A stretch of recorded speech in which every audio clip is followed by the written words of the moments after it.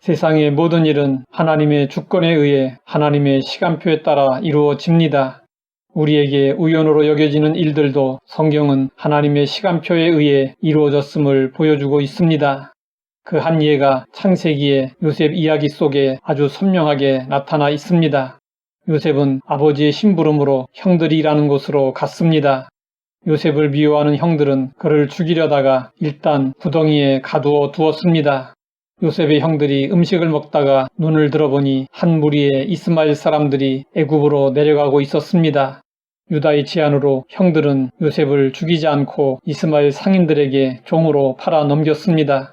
애굽으로 내려가는 한 무리의 상인들은 요셉의 형제들과 전혀 상관없이 길을 가고 있었습니다. 또한 요셉의 형들도 아무런 계획 없이 우연히 그들을 보게 되었습니다. 우연처럼 보이는 이 모든 일은 하나님의 예정된 뜻과 섭리에 의해 진행되고 이루어졌습니다. 하나님의 시간표를 따라 요셉이 형들에게 나아갔습니다. 하나님의 시간표를 따라 한 무리 상인들의 발걸음이 요셉의 형들에게로 움직였습니다. 요셉이 종으로 팔린 것은 너무나도 가슴 아픈 불행한 일이었습니다.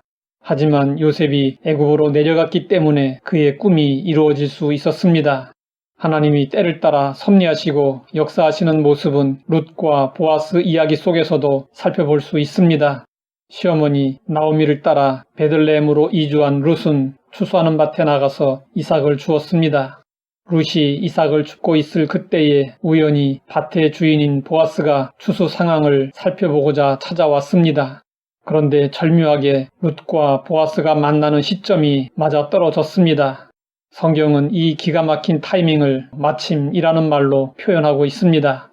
보아스는 룻이 자기 밭에서 이삭을 줍고 있다는 소식을 듣고 찾아온 것이 아니었습니다. 보아스는 밭의 주인으로서 추수가 잘 되고 있는지 궁금하여 살피러 밭에 나왔을 뿐이었습니다. 그런데 그때 룻이 그의 밭에서 이삭을 줍고 있는 모습이 눈에 띄었습니다. 이것은 우연 같아 보이지만 결코 우연이 아니었습니다.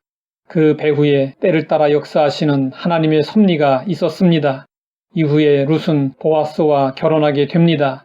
그래서 룻은 다윗 왕의 증조 할머니가 되고 그 후손의 혈통에서 메시아 예수님이 태어나게 됩니다.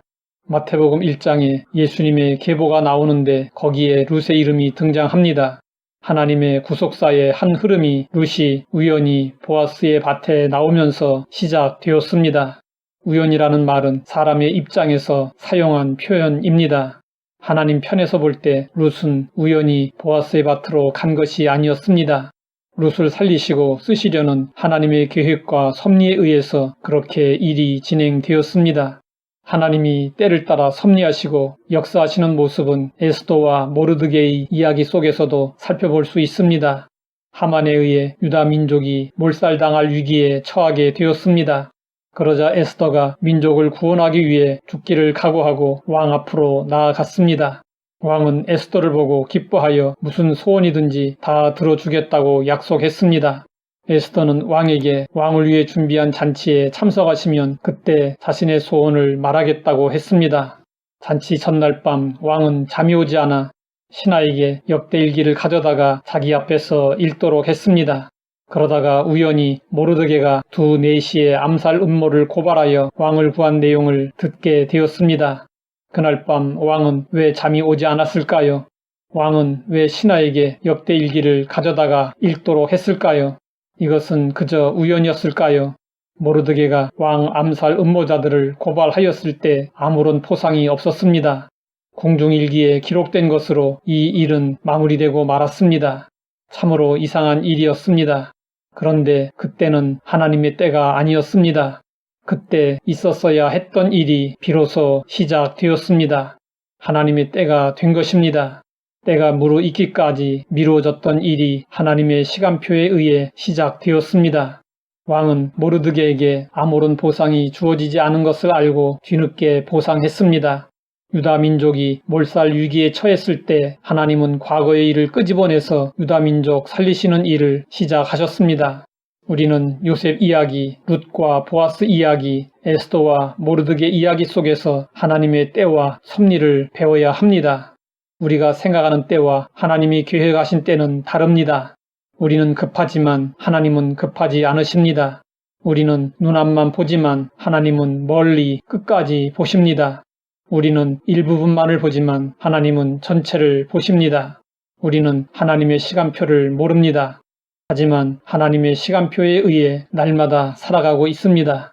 우리는 하나님의 때를 모르고 살아가지만 하나님은 때를 따라 섭리하시며 우리를 이끌어 주십니다. 그러므로 우리는 하나님을 신뢰하고 하나님께 맡기고 살아야 합니다. 하나님 아버지, 모든 일이 하나님의 때와 섭리 가운데 있음을 알게 하시니 감사합니다. 우리의 삶을 전적으로 하나님께 맡기고 하나님의 인도를 따르게 하옵소서. 예수님의 이름으로 기도드립니다.